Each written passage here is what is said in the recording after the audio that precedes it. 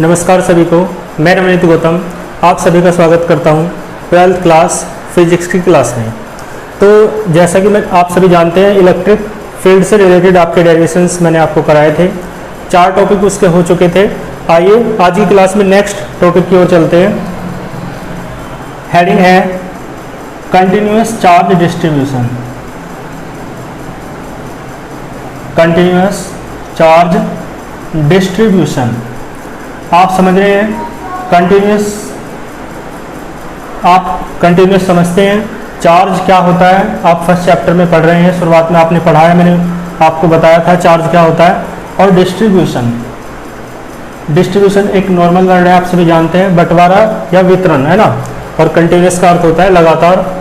तो continuous charge distribution, और इसके साथ ही हम पढ़ेंगे चार्ज डेंसिटी।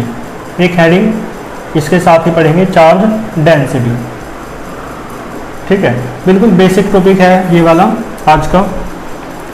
देखो कंटिन्यूअस चार्ज डिस्ट्रीब्यूशन क्या है आप जानते हैं। डिस्ट्रीब्यूशन तो समझ रहे हैं ना, बंटवारा होता है, यानी किसी चीज़ को बांटना।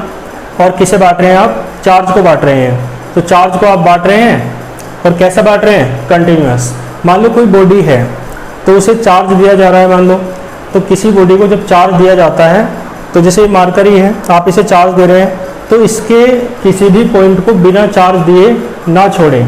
इसका मतलब है चार्ज दिया जा रहा है तो इसके हर पॉइंट, इसके सरफेस के हर पॉइंट को चार्ज देना है। तो चार्ज का डिस्ट्रीब्यूशन, चार्ज का जो बंटवारा है वो कैसा हो जाएगा?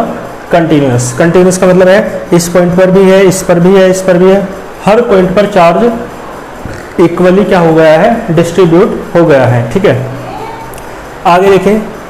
ये जो चार्ज डेंसिटी है आप सभी जानते हैं, आपने डेंसिटी तो पढ़ी है। डेंसिटी का फॉर्मूला होता है मास अपॉन वॉल्यूम, इस तरीके से कुछ। तो डेंसिटी यहाँ पे 3 प्रकार की हो जाएगी। तीनों केस में अलग अलग बताऊंगा मैं, बाकी आप डेंसिटी समझते हैं। यूनिट के लिए जो चार्ज हो जाएगा, चाहे यूनिट लेंथ हो, यूनिट एरिया हो या यूनिट वॉल्यूम हो, उनके लिए जो चार्ज हो जाएगा वो चार्ज डेंसिटी हो जाएगी। ठीक है, पढ़ेंगे अभी इसे थोड़ा विस्तार से। लेकिन कंटिन्यूअस चार्ज डिस्ट्रीब्यूशन क्या है आपको समझ में आया होगा। ठीक है, यानी when the charge is distributed on any surface continuously, जब चार्ज को डिस्ट्रीब्यूट किया जाता है किसी सरफेस पर कंटिन्यूअसली, यानी हर पॉइंट पर चार्ज दिया जाता है, तो this is known as continuous charge distribution. ठीक है, नोट्स में देख के आप लैंग्वेज लिख लेंगे, फिलहाल समझ लीजिए। आगे हाँ, नोट्स में प्रोवाइड करा दूंगा आपको। चार्ज डेंसिटी, देखो चार्ज डेंसिटी क्या होती है इसे भी समझ लीजिए आप। लेकिन इससे पहले कंटिन्यूअस चार्ज डिस्ट्रीब्यूशन आपको समझ आना चाहिए, तो वो आपको समझ आ गया होगा। तो कंटिन्यूअस चार्ज डिस्ट्रीब्यूशन भी बॉडी के शेप के आधार पर 3 टाइप का हो जाएगा। देखो कैसे, आप सभी जानते हैं बॉडी ऐसी हो सकती है जिसमें केवल लेंथ ही लेंथ हो, जैसे कि कोई वायर, ये मार्कर भी है ना, इसकी लेंथ बहुत ज़्यादा, विड्थ बहुत कम है। तो इसी के आधार पर जो कंटिन्यूअस चार्ज डिस्ट्रीब्यूशन है वो भी 3 प्रकार का हो जाएगा। ठीक है, पहला कौन सा है? Linear continuous charge distribution. ठीक है, लीनियर समझ रहे हैं ना। मान लो कोई वायर है तो उसके प्रत्येक बिंदु पर, यानी उसकी जो सरफेस है उस पर चार्ज डिस्ट्रीब्यूट करना है। कैसा? कंटिन्यूअसली। तो उसे आप क्या कहेंगे? लीनियर कंटिन्यूअस चार्ज ये डिस्ट्रीब्यूशन। और दूसरा, कोई ऐसी बॉडी जिसका सरफेस है ना, जैसे कि आप जानते हैं सरफेस किसका हो सकता है, जैसे कि आप सर्किल हो सकता है आपका। सर्किल में आप जानते हैं, तो सर्किल में ये सरफेस ही तो है, तो इसके प्रत्येक पॉइंट पर जो चार्ज का डिस्ट्रीब्यूशन करना है कंटिन्यूअसली, तो ये सरफेस है, तो इसलिए इसे क्या कहेंगे? सरफेस। ठीक है, continuous charge distribution, surface continuous charge distribution. बात समझ में आ रही है? और जो आपका थर्ड है वो क्या हो जाएगा? देखो ये आपने देखा है, ये 1D के लिए है, यानी 1 डायमेंशनल के लिए था, यानी बॉडी कैसी थी? 1 डायमेंशनल। और यहाँ पे बॉडी कैसी है? 2 डायमेंशनल। और अब किसके लिए बात करेंगे आप सभी समझ रहे होंगे? 3D के लिए। तो 3D क्या होता है? जैसे कि स्फेयर होता है, तो स्फेयर में वॉल्यूम होता है, यानी सरफेस तो एरिया तो है ही, साथ में वॉल्यूम भी होता है ना, क्योंकि उसमें लेंथ भी है, ब्रेड्थ भी है और हाइट भी है, ठीक है। तो यहाँ क्या आ जाएगा, volume, volume continuous charge distribution. बात क्लियर है आपको? तो यानी कंटिन्यूस चार्ज डिस्ट्रीब्यूशन जो है वो 3 प्रकार का हो जाएगा बॉडी की शेप के आधार पर, ठीक है। कैसा? एक तो लीनियर, दूसरा सरफेस और तीसरा वॉल्यूम। क्लियर है आपको? आगे देखें, चार्ज डेंसिटी की ओर चलेंगे। देखो जब कंटिन्यूस चार्ज डिस्ट्रीब्यूशन को समझ जाओगे तो चार्ज डेंसिटी समझना आसान हो जाएगा। तो कंटिन्यूस चार्ज डिस्ट्रीब्यूशन जब 3 प्रकार का है तो चार्ज डेंसिटी भी 3 टाइप की ही है, ठीक है। तो जो चार्ज डेंसिटी है इसकी डेफिनेशन हम करेंगे आगे। आइए इसे मैं रफ कर देता हूँ, आप नोट कर लेंगे। तो हेडिंग क्या हो जाएगी, यानी कंटिन्यूस चार्ज डिस्ट्रीब्यूशन के बाद किसकी ओर चलते हैं, चार्ज डेंसिटी की ओर। तो चार्ज डेंसिटी में आप लिखेंगे कि charge density is of 3 types on the basis of the shape of the body, ठीक है। तो इसका देखो फर्स्ट समझ लीजिए, पहला मैंने बताया क्या हो जाएगा, लीनियर। तो पहली चार्ज डेंसिटी कौन सी हो जाएगी, linear charge density. First charge density क्या हो जाएगी, लीनियर चार्ज डेंसिटी। क्लियर है? देखो लीनियर चार्ज डेंसिटी जो है इसका फॉर्मूला होता है, इसे आप लैम्डा से डिनोट करते हैं। किससे डिनोट करते हैं, लैम्डा से। और इसका फॉर्मूला है Q/L। आप जानते हैं डेंसिटी किसकी है, चार्ज की है, तो ऊपर क्या आएगा, चार्ज आएगा। जैसे मास डेंसिटी में ऊपर मास आता है न्यूमिनेटर में ना, तो इसी प्रकार चार्ज डेंसिटी में क्या आएगा, ऊपर चार्ज ही रहेगा। लेकिन वो चार्ज डेंसिटी लीनियर है तो अपोन में क्या आएगा, लेंथ, ठीक है।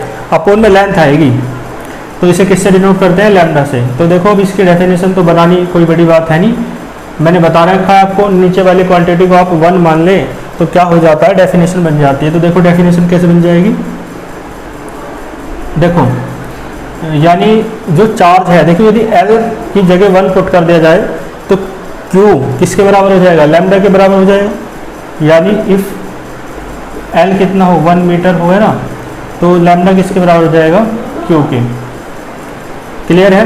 तो इसका मीन्स ये हुआ, यानी ये जो लीनियर चार्ज डेंसिटी है ये कुछ अलग नहीं है बल्कि चार्ज ही है। लेकिन कौन सा चार्ज, जो 1 मीटर या यूनिट लेंथ की किसी बॉडी पर उपस्थित होता है, ठीक है। तो उसे ही आप क्या कहते हैं, लीनियर चार्ज डेंसिटी कहते हैं। क्लियर है? तो क्या कहेंगे, द चार्ज ऑन किस पर है, यूनिट लेंथ पर, the charge on unit length. और यूनिट लेंथ किसकी है, आप बताएं। यूनिट लेंथ किसी बॉडी की है या किसी वायर की है ना, ऑफ एनी वायर, क्योंकि ऐसी बॉडी तो वायर ही होती है जिसमें लेंथ बहुत ज़्यादा होती है उसकी, है ना। विड्थ के रेस्पेक्ट में लेंथ क्या है, बहुत ज़्यादा है, तो वो क्या हो जाएगा, वायर।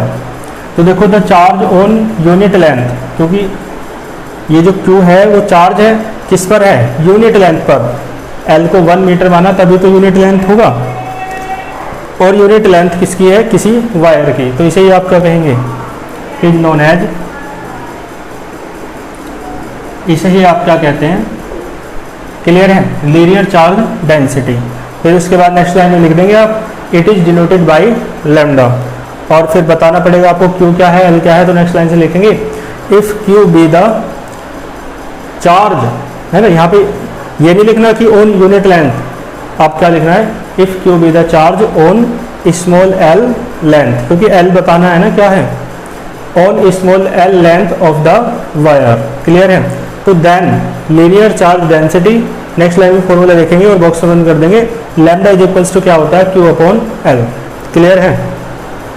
तो आइए इसकी यूनिट देख लेते हैं। आप बताइए यूनिट इसके क्या हो जाएगी, यूनिट और डायमेंशन बताइए। इसकी यूनिट और डायमेंशन हमें, है ना, फॉर्मूले के बेस पे ही हम निकाल देंगे। देखो यूनिट चार्ज की क्या होती है, आपको याद होनी चाहिए। चार्ज की क्या यूनिट होती है, कूलम। और लेंथ की यूनिट आप सभी जानते होंगे, मीटर। तो इसकी यूनिट हो जाएगी कूलम पर मीटर। इसकी डायमेंशन देख लेते हैं, ठीक है। इसकी डायमेंशन देखो, डायमेंशन क्या हो जाएगी, चार्ज की डायमेंशन आपको पता होनी चाहिए, क्या होती है, TA। और लेंथ की डायमेंशन तो आप सभी जानते हैं एल होती है, तो इसकी डायमेंशन कितनी हो जाएगी एल की पावर -1 TA। ठीक है, सबसे पहले एल को लिखा जाता है, फिर टी को लिखा जाता है, फिर ए को लिखा जाता है। ये बात आप 11वीं क्लास से ही जानते होंगे। तो यूनिट हो गई, डायमेंशन हो गई। ठीक है, आइए एक डायग्राम के माध्यम से समझ लेते हैं। मान लो कोई वायर है ये, तो इस पर चार्ज तो होना जरूरी है। तो मान लो इस पर कैसा चार्ज है, पॉजिटिव चार्ज है। कैसा चार्ज है, पॉजिटिव चार्ज। और इस पर ये जो चार्ज है मान लो कितना है, स्मॉल q, और इस की जो लेंथ है वो कितनी है, मान लो वायर की स्मॉल l।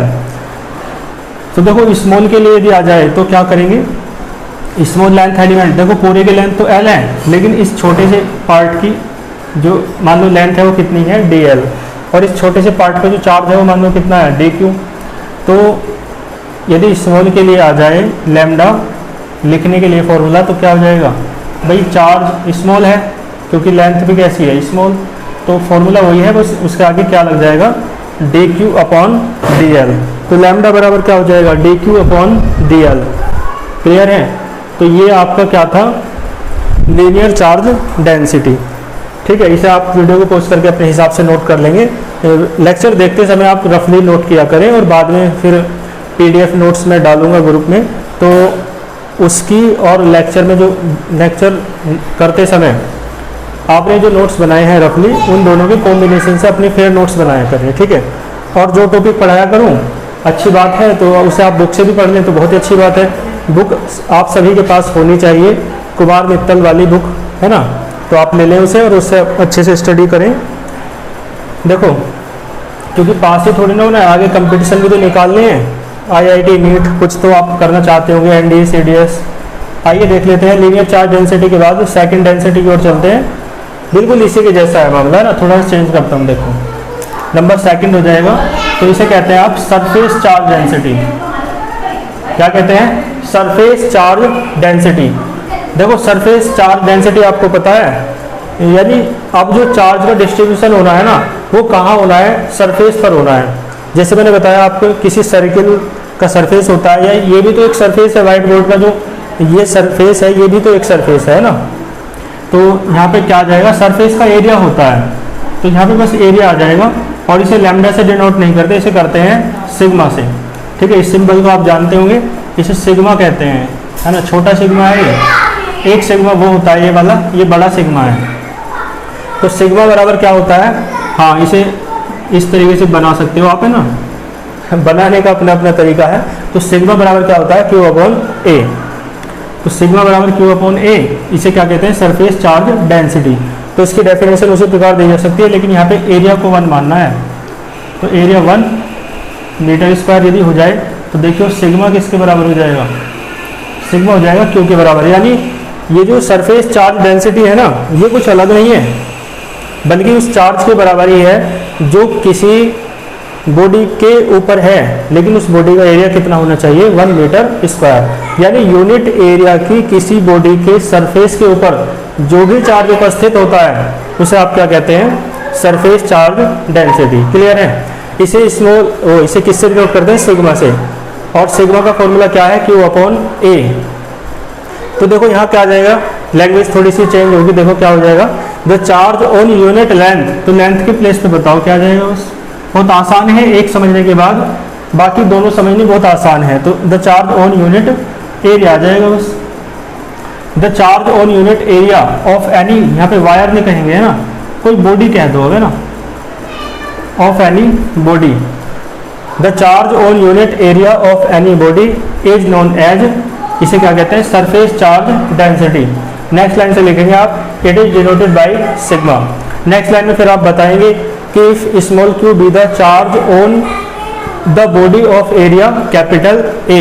क्लियर है, on the body of area capital A। इसके बाद देखो फिर फॉर्मूला लिख देंगे, वो लिखेंगे आप, then surface charge density. Next line में फॉर्मूला लिखेंगे और बॉक्स में बंद कर देंगे।